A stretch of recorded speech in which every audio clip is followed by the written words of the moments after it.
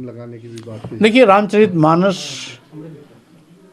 को लेके मुझे कोई एतराज़ नहीं है, लेकिन रामचरितमानस के कुछ अंश जिसमें जातियों को इंगित करते हुए, वर्ग विशेष को इंगित करते हुए, वर्ण विशेष को इंगित करते हुए कटाक्ष किया गया है, अपमानजनक टिप्पणियां की गई हैं। उन अपमानजनक टिप्पणियों को प्रतिबंधित किया जाना चाहिए, ये हमारी मांग है। जैसे उन्हीं चौपाइयों का एक अंश है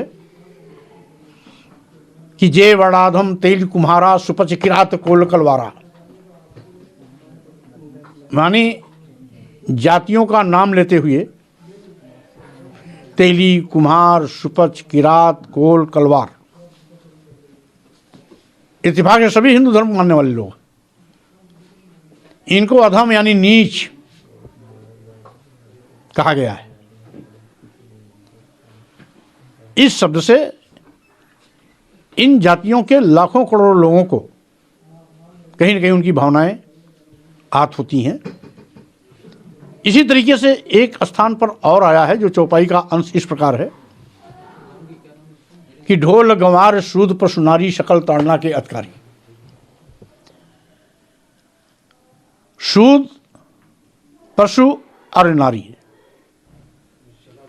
यानी महिलाओं को भी उसी पशु की कैटेगरी में, शूद्र को भी उसी कैटेगरी पशु की कैटेगरी में, सबको ताड़ना, दंडित करना, मारना। कौन सा पाप कर दिया है शूद्रों ने? वो भी हिंदू वर्ण की चौथे पायदान के लोग हैं। देश के सभी आदिवासी, दलित, पिछड़े यही तथाकथित शूद्र वर्ग में आते थे। तो जबकि ये भी हिंदू धर्म के मानने वाले लोग हैं, तो कौन सा ये धर्म है जो अपने ही धर्म के मानने वालों को इस प्रकार से दंडित किए जाने का प्रावधान करता है? हम समझते हैं धर्म मानव कल्याण के लिए होता है, मानव सम्मान के लिए होता है, मानवता के लिए होता है। लेकिन मानवता पर कोई कुठाराघात करता है, मानव सम्मान, मानव स्वाभिमान से कोई खिलवाड़ करता है, तो धर्म नहीं हो सकता है। और इसी क्रम में हम ये भी जानते हैं कि धर्म सबके लिए बराबर होता है। लेकिन तुलसीदास जी की एक चौपाई से ये भी स्पष्ट किया गया, नहीं, कुछ के लिए कुछ के लिए कुछ व्यवस्था होती है, जिसमें लिखा गया है कि पूज ही विप्र सकल गुणहीना, पूज ही न शूद्र गुण ज्ञान प्रवीणा। यानी विप्र ब्राह्मण समस्त गुणों से हीन है, कोई भी उसके अंदर गुण नहीं है, फिर उसका सम्मान करो। लेकिन शूद्र कितना भी पढ़ा लिखा विद्वान हो, ज्ञानी हो, प्रकांड जानकारी हो, फिर भी उसका सम्मान मत करो, क्योंकि वो शूद्र है। तो ये जो भेदभाव की भावना है, ये धर्म का चरित्र नहीं है। यद्यपि मैं इसको धार्मिक पुस्तक के रूप में मानता भी नहीं, क्योंकि जब बाबा तुलसीदास ने खुद कह दिया कि मैं स्वांता सुखाय के लिए इसको लिख रहा हूं, तुलसीदास जी ने रामचरितमानस को अपनी खुशहाली के लिए लिखा है। स्वांता सुखाय तुलसी रघुनाथ गाथा, और उसको उसमें विभिन्न प्रकार का भाषा निबंध का इस्तेमाल करते हुए लिखा है। तो उनके लिखने पर ऐतराज नहीं, लेकिन वो अंश जिससे एक बहुत बड़े वर्ग, महिला समुदाय, एक वर्ण शूद्र समाज, तमाम जातियां को इंगित करते हुए अपमानित किए जाने की टिप्पणी की है, इसको उस हिस्से से अलग कर दिया जाए या सरकार द्वारा प्रतिबंधित कर दिया जाए।